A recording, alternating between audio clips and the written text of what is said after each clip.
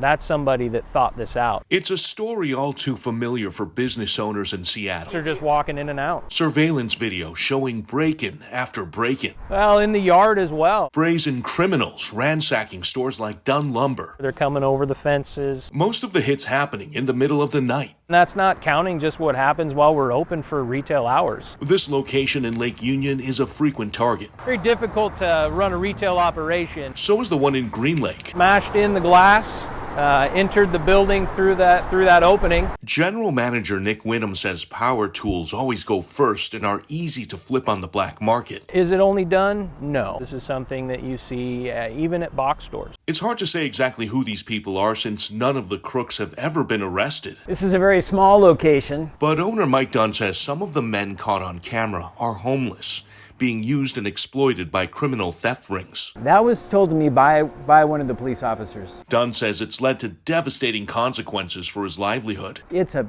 violating experience. Higher insurance premiums, more costly surveillance cameras, and a super expensive security system that's in all his locations. The police won't show up for, an hour or at all. We very much feel like we're on our own. This is now what it costs to do business in the Emerald City. It doesn't make sense. While other mom and pop shops and corporate chain stores have already left the city, Once you're gone, you're gone. citing deteriorating safety conditions, We don't have a guarantee, we have a promise. Dunn's family's been here for 5 generations, so the patriarch of this Seattle institution says We'll figure it out somehow. he's staying and getting ready to fight. And so it takes a lot to push us out. He's leading the charge to form a new business coalition focused on pooling resources and essentially getting each other's backs. To improve the neighborhood. The focus will be on Fremont and Lake Union, where burglaries and other crimes continue to plague the community, oftentimes going underreported. Yeah.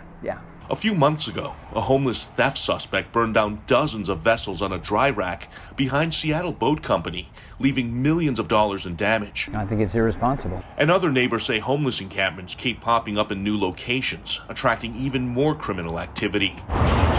With this new coalition, Dunn says he's hoping to bring attention to this part of the city, using social media, and also wants to encourage neighbors to get more involved.